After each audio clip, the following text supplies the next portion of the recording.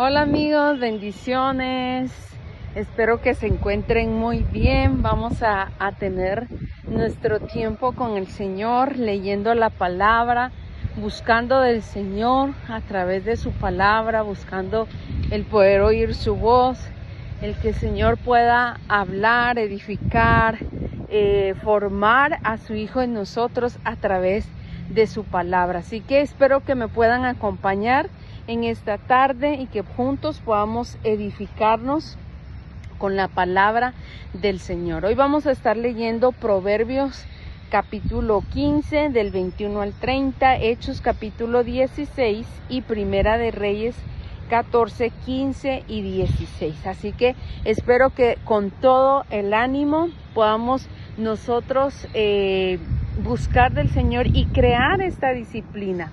Una de las disciplinas es el poder leer la palabra del Señor.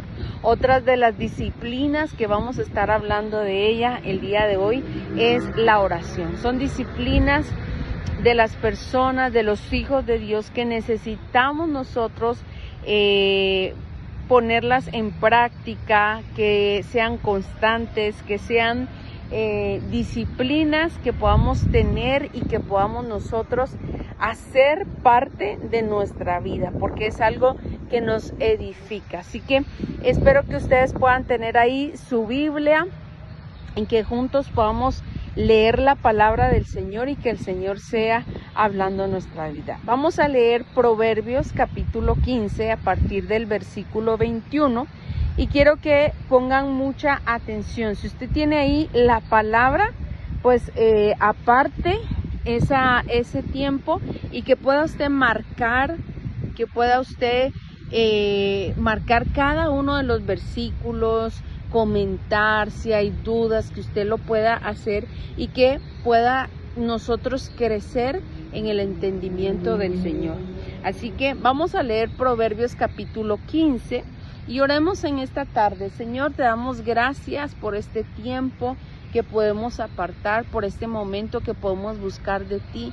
Te pido que seas tú hablando, te pido que seas tú guiándonos con tu espíritu hacia toda verdad, a esa verdad que necesitamos conocer, porque es la que nos transforma, es la que nos quita todo engaño, nos quita toda mentira, para poder disfrutar y poder ser plenos en el Señor.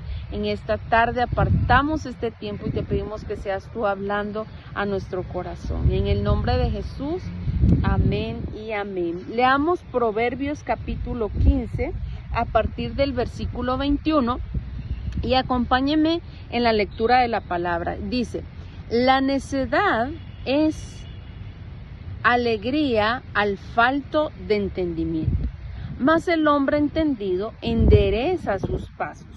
Los pensamientos son frustrados donde no hay consejo, mas en la multitud de consejeros se afirman. El hombre se alegra con la respuesta de su boca, y la palabra a su tiempo cuán buena es. El camino de la vida es hacia arriba al entendido, para apartarse del Seol abajo. Imagínense este versículo: el camino de la vida es hacia arriba al entendido, para apartarse del Seol abajo. Jehová asolará la casa de los soberbios, pero afirmará la heredad de la viuda. Abominación son a Jehová los pensamientos del malo, mas las expresiones de los impíos son limpias. Alborota su casa el codicioso, mas el que aborrece el soborno vivirá. El corazón del justo piensa para responder, mas la boca de los impíos derrama malas cosas. Jehová está lejos de los impíos, pero él oye la oración de los justos. La luz de los ojos alegra el corazón. Mire la luz de los ojos alegra el corazón, y la buena nueva conforta los huesos. Miren cómo todo nuestro ser es impactado cuando nosotros caminamos con el Señor, caminamos en la justicia del Señor. Así que miren este proverbio que nos manda que nos enseña a que la oración cambia las circunstancias. Y miren lo más impactante que hace, tal vez porque muchas veces las circunstancias no van a cambiar, pero no cambia tanto las circunstancias, sino la oración cambia la perspectiva de lo que nosotros estamos viendo. Cambia nuestra forma de pensar, y aunque la circunstancia no cambió, pero mi mentalidad cambió, el ver las cosas, mi perspectiva de ver las cosas ha cambiado, que eso hace que nosotros estemos diferentes y que nosotros abordemos, confrontemos las circunstancias de diferente manera. Así que la oración cambia esa perspectiva. Dios escucha las oraciones de los justos, leímos en el versículo 29. Ahora la gran pregunta es, ¿nosotros somos justos? Pero este ser justos no habla de una justicia humana, sino el que nosotros conozcamos al Señor, conozcamos de Cristo. El vivir la vida de Cristo habla acerca de la oración de los justos. No se trata de una justicia humana, sino se trata de vivir conforme a la voluntad de Dios. Entonces, esas oraciones son escuchadas. Nuestras oraciones pueden marcar la diferencia en lo que ocurre. Y yo creo que el Señor está hablando mucho a mi vida en esta tarde. El Señor se mantiene lejos, dice, de los impíos, pero escucha la oración de los justos. De acuerdo con el autor de Proverbios, la santidad significa mantener la senda enderezada, mantenerse en el camino, estar entendidos de que hemos sido apartados para el Señor, para buenas obras. Entonces dice que la santidad significa mantener la senda enderezada, escuchar el consejo y mantener la pureza de nuestros pensamientos. Esto lo vemos en el versículo 21, 22 y 26 de Proverbios. Significa responder a la gente con respuestas meditadas en la oración.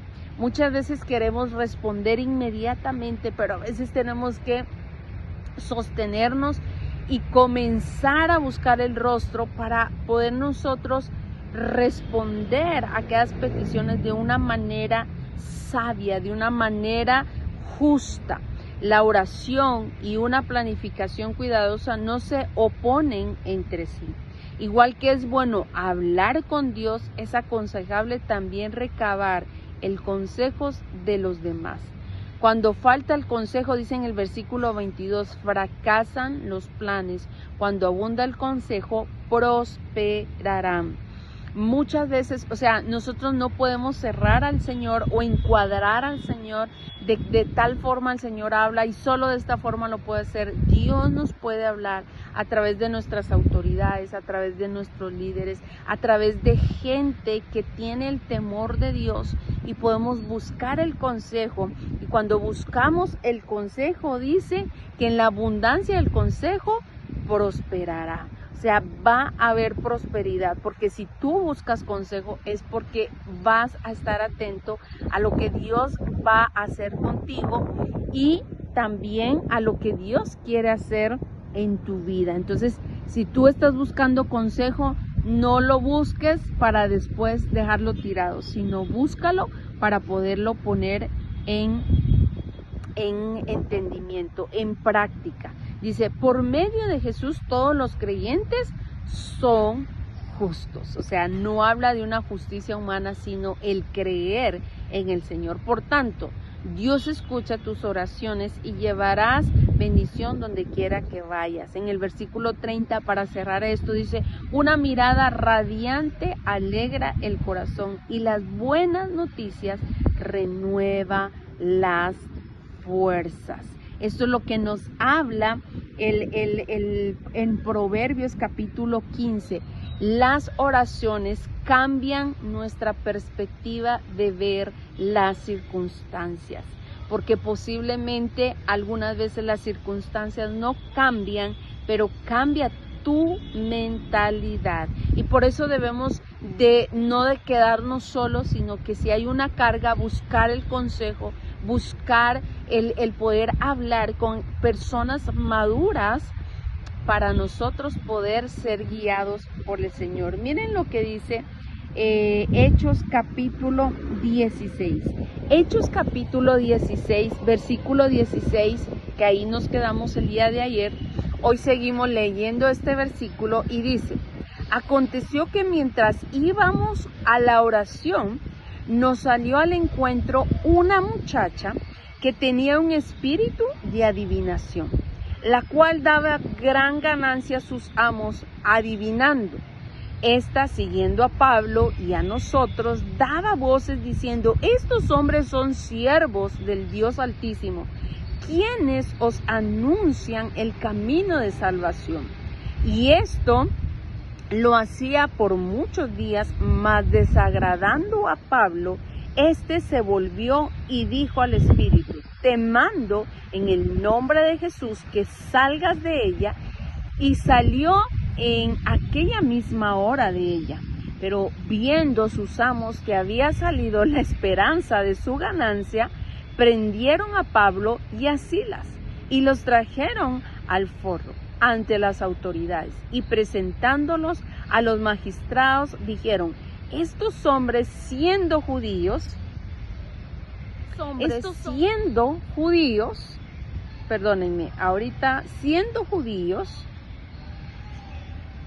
alborotan nuestra ciudad y enseñan costumbres que nos es lícito recibir ni hacer, pues somos romanos. Y se agolpó el pueblo contra ellos, y los magistrados, rasgándole las ropas, ordenaron azotarles con vara. Después de haberles azotado mucho, los echaron en la cárcel, mandando al carcelero que los guardase con seguridad, el cual recibió este mandato. Los metió en el calabozo de más adentro y les aseguró los pies en el cepo. Pero a medianoche, orando, Pablo y Silas cantaban himnos a Dios, y los presos los oían. Entonces sobrevino de repente un gran terremoto, de tal manera que los cimientos de la cárcel se sacudían, y al instante se abrieron todas las puertas, y las cadenas de todos se soltaron. Despertando el carcelero y viendo abiertas las puertas de la cárcel, sacó la espada y se iba a matar, pensando que los presos habían huido. Mas Pablo clamó a gran voz diciendo: no te hagas ningún mal, pues todos estamos aquí. Él entonces, pidiendo luz, se precipitó adentro y temblando se postró a los pies de Pablo y de Silas. Y sacándolos les dijo: señores, ¿qué debo hacer para ser salvo? Miren el carcelero: ¿qué debo de hacer para ser salvo? Ellos dijeron: cree en el Señor Jesucristo y serás salvo tú y tu casa. Y le hablaron la palabra del Señor a él y a todos los que estaban en su casa. Y él, tomándolos en aquella misma hora de la noche, les lavó las heridas, y enseguida se bautizó él con todos los suyos. Y llevándolos a su casa les puso la mesa, y se regocijó con toda su casa de haber creído a Dios. Cuando fue de día, los magistrados enviaron alguaciles a decir: suelta a aquellos hombres. Y el carcelero hizo saber estas palabras a Pablo: los magistrados han mandado a decir que se os suelte, así que ahora salid y marchaos en paz. Pero Pablo les dijo: después de azotarnos públicamente, sin sentencia judicial, siendo ciudadanos romanos, nos echaron en la cárcel, y ahora nos echan encubiertamente. No, por cierto, si no, vengan ellos mismos a sacarnos. Y los alguaciles hicieron saber estas palabras a los magistrados, los cuales tuvieron miedo al oír que eran romanos, y viniendo le rogaron y sacándolo les pidieron que salieran de la ciudad. Entonces, saliendo de la cárcel, entraron en casa de Lidia y habiendo visto a los hermanos, los consolaron y se fueron. Y esto es lo que nos enseña Hechos capítulo 16. Así como vimos en Proverbios capítulo 15, ahora vemos en Hechos capítulo 16 que la oración cambia a la gente. ¿Cuál es nuestra posición muchas veces? Nuestra posición muchas veces es que yo quiero cambiar a alguien, o yo quisiera ver cómo cambia fulano, o yo quisiera ver cómo cambia a aquella persona, o muchas veces nosotros tratamos de cambiar a la gente. Y no es así. Yo no puedo cambiar a nadie. Si me cuesta cambiarme a mí misma, imagínense cambiar a otra persona. Es muy difícil. Entonces, pero ¿cómo nosotros podemos ayudar a aquellas personas que entiendan la verdad y que sean transformadas a través de la oración? Tú quieres cambiar a alguien, ora por aquella persona. Tú quieres ver cómo el Señor transforma la vida de alguien, ora por aquella persona. Esto nos está trayendo una carga a nuestra vida, porque entonces quiere decir que yo, en lugar de criticar, de señalar, de querer cambiar a alguien, tengo que tener la carga de orar por aquella persona y decir, ella necesita o él necesita del Señor. Estaré orando por ella, por él, para que le conozca, para que sea una persona entendida en el Señor. Entonces, ¿qué hizo la iglesia primitiva que fuera tan poderosa? Ciertamente parte de la respuesta es la vida de oración que ellos tuvieron, que los primeros creyentes tuvieron, esa vida de oración. Esta es una disciplina, tanto leer la palabra como la oración son disciplinas que debemos de tener, que no debemos de dejar a un lado, que no cuando yo pueda, cuando yo quiera, no, es una disciplina que nosotros necesitamos para poder tener la sabiduría y el entendimiento que necesitamos. Orar sin cesar, dice la palabra. Parece que la oración era un hábito regular en ese momento. Una vez cuando íbamos al lugar de oración, esto sugiere que no solamente oraban cuando estaban solos, sino que se reunían para orar los hermanos. Oraban en el nombre de Jesús. La oración del Hijo de Dios es poderosa porque oramos no en nuestro nombre, sino en el nombre de Jesús. Pablo era seguido en la ciudad de Filipos por una adivina que claramente estaba bajo la influencia demoníaca. Y finalmente, después de varios días, Pablo ya no podía aguantarla y interrumpía mucho. Se volvió y reprendió, dice, el Espíritu en el nombre de Jesucristo. No en nombre de Pablo, no por la autoridad. O sea, yo sé que Dios nos ha dado autoridad, pero todo lo hace el Señor. Todo es por el poder de Cristo. En aquel mismo momento dice que el Espíritu salió y abandonó a aquella persona, aquella mujer. En el nombre de Jesús es poderoso. La única manera de enfrentarse al poder del enemigo o del diablo es mediante el nombre de Jesús. Acordémonos que Él ya fue vencido en la cruz del Calvario. No hay por qué tenerle temor, al menos que tú le hayas abierto alguna puerta, pero no hay por qué tenerle temor porque Él ya ha sido vencido. Ora en medio de las circunstancias que tú estés viviendo. La mujer era una esclava que había ganado mucho dinero para sus amos, las cuales se enfurecieron al ver que había perdido sus poderes y echaron mano a Pablo y a Silas y los arrestaron en la plaza, deteniéndolos y enseguida instigando al gentío contra ellos. Y esto no los detuvo. Dice que en medio de la cárcel, ellos estaban orando y adorando al Señor.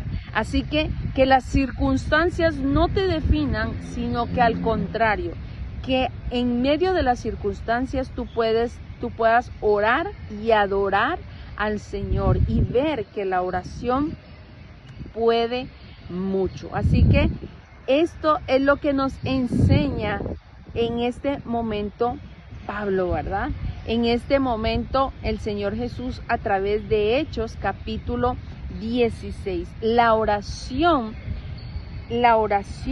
tiene que ser una disciplina de nuestras vidas. Y acordémonos, la oración cambia a la gente.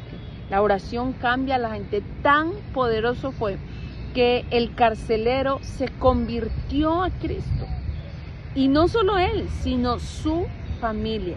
Así que cuando en medio de las circunstancias tú oras y adoras al Señor, hay gente que te está viendo.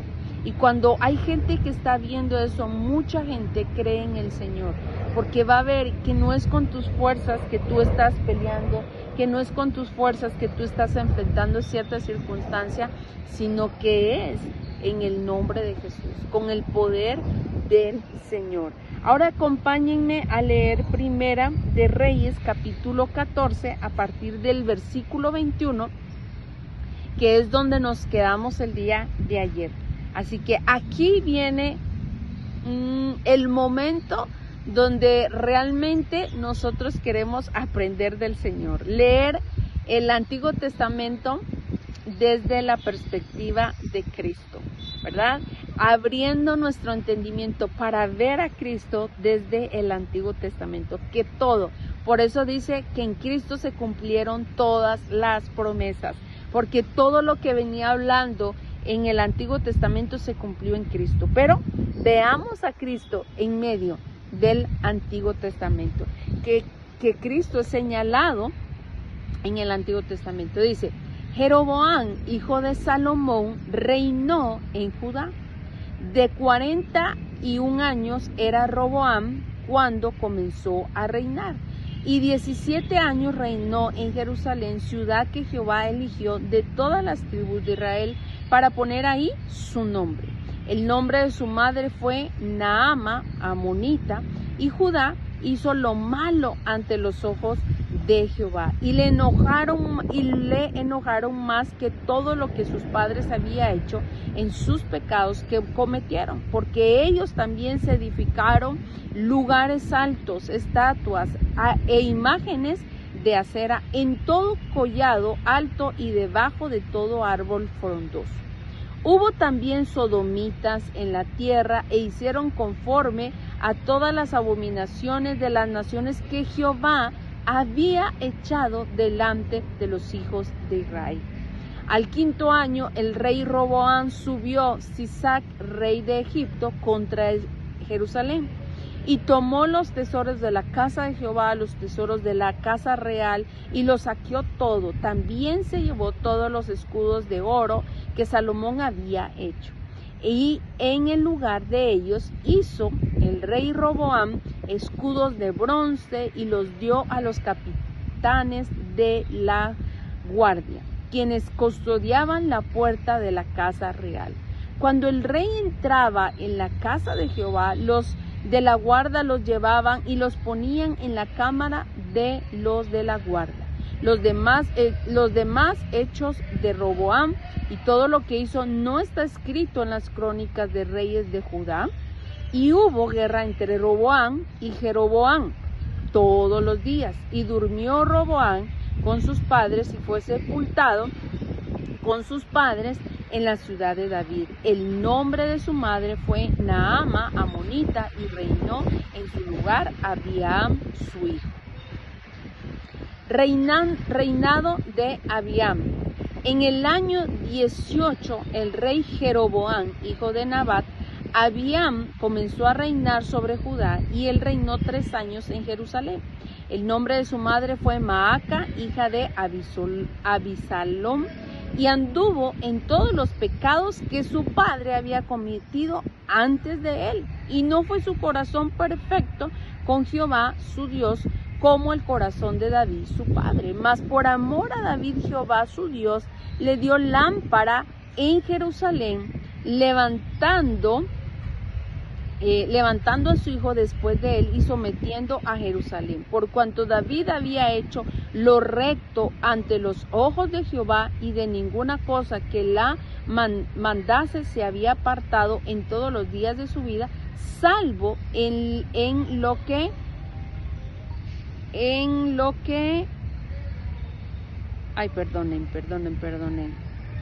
por cuanto David había hecho lo recto ante los ojos de Jehová, y de ninguna cosa que le mandase se había apartado en todos los días de su vida, salvo en lo tocante a Urías Eteo. Y hubo guerra entre Roboam y Jeroboam todos los días de su vida, y los demás hechos de Abiam y todo lo que hizo, ¿no está escrito en el libro de las crónicas de los reyes de Judá? Hubo guerra entre Abiam y Jeroboam, y durmió Abiam con sus padres, y lo sepultaron en la ciudad de David, y reinó Asa su hijo en su lugar. Después está el reinado de Asa. En el año 20 de Jeroboam, rey de Israel, Asa comenzó a reinar sobre Judá, y reinó 41 años en Jerusalén. El nombre de su madre fue Maaca, hija de Abisalom. Asa hizo lo recto ante los ojos de Jehová, como David su padre, porque quitó del país a los sodomitas, y quitó todos los ídolos de su padre había hecho, y también privó a su madre Maaca de ser reina madre, porque había hecho un ídolo de acera. Además deshizo Asa el ídolo de su madre, y lo quemó junto al torrente de Cedrón. Sin embargo, los lugares altos no se quitaron. Con todo, el corazón de Asa fue perfecto para con Jehová toda su vida. También meditó en la casa de Jehová lo que su padre había dedicado, y lo que él dedicó oro, plata y alhajas. Continuamos en el versículo 25, que dice: en el segundo año de Asa, rey de Judá, Nadab, hijo de Jeroboam, ascendió al trono de Israel y reinó ahí 2 años. Pero Nadab hizo lo que ofende al Señor, pues siguió el mal ejemplo de su padre, persistiendo en el mismo pecado que éste hizo pecar a Israel. Basa, hijo de Ahías, de la tribu de Isaacar, conspiró contra Nadab y lo derrotó en las ciudades filisteas de Gibetón, a la que Nadab y todo Israel tenían sitiada. En el tercer año de Asa, rey de Judá, Basa mató a Nadab y lo sucedió en el trono. Tan pronto como comenzó a reinar, Basa mató a toda la familia de Jeroboam, no dejó vivo a ninguno de sus descendientes, sino que los eliminó a todos según la palabra que el Señor dio a conocer por medio de su siervo Ahías el Silonita. Esto sucedió a raíz de los pecados que Jeroboam cometió e hizo cometer a los israelitas con lo que convocó la ira del Señor Dios de Israel. Los demás acontecimientos del reino de Nadab y todo lo que hizo está escrito en el libro de las crónicas de los reyes de Israel. Durante los reinados de Asa de Judá y Basa de Israel hubo guerra entre ellos. En el tercer año de Asa, rey de Judá, Basa, hijo de Ahías, ascendió al trono, y durante 24 años reinó en Tirsa sobre todo Israel. Basa hizo lo que ofende al Señor, pues siguió el mal ejemplo de Jeroboam, persistiendo en el mismo pecado con que se hizo pecar a Israel. Capítulo 16. Dice: en aquel tiempo la palabra del Señor vino a Jehú, hijo de Hananí, y le dio este mensaje contra Basa: yo te levanté del polvo y te hice gobernante de mi pueblo Israel, pero tú seguiste el mal ejemplo de Jeroboam e hiciste que mi pueblo Israel pecara y provocara así mi enojo. Por eso estoy a punto de aniquilarte y de hacer con tu familia lo mismo que hice con la de Jeroboam, hijo de Nabat. A los que mueren en la ciudad se los comerán los perros, y los que mueran en el campo se los comerán las aves de los cielos. Los demás acontecimientos del reino de Baasa y lo que hizo y atañe a sus obras están escritas en el libro de las crónicas de los reyes de Israel. Baasa murió y fue sepultado en Tirsa, y su hijo Ela lo sucedió en el trono. Además, por medio del profeta Jehú, hijo de Hananí, la palabra del Señor vino contra Baasa y su familia, y debido a todas las ofensas que éste había cometido contra el Señor, provocó así su ira, y aunque destruyó a la familia de Jeroboam, llegó a ser semejante a estas por las obras que hizo. Y aquí terminamos nuestra lectura de Primera de Reyes. Y aquí nos enseña en Primera de Reyes capítulo 14, 15 y 16 que la oración cambia nuestra historia. El tener esa comunión con el Señor nos cambia nuestra historia. No volvemos, no hacemos, no repetimos los mismos errores que tal vez nuestros padres, nuestras generaciones anteriores cometieron, sino que somos transformados por medio de la comunión que nosotros tenemos con el Señor, porque esa es la oración, el tener esa comunión, esa relación con el Señor constante, y eso viene a transformar nuestra vida y la vida de nuestras generaciones. Así que esto es lo que leímos el día de hoy, y te pido que tú puedas tomarte un tiempo para orar y poder edificarte a través de la palabra del Señor. A través de la palabra del Señor, que tú puedas edificarte y que puedas tomar ese tiempo, esta disciplina que es tan importante, la oración. La oración es la que transforma nuestra historia, es la que transforma nuestras generaciones, es la que transforma a la gente. El que nosotros podamos tener esa comunión con el Señor es lo que transforma verdaderamente nuestra vida. Así que bendiciones y feliz día.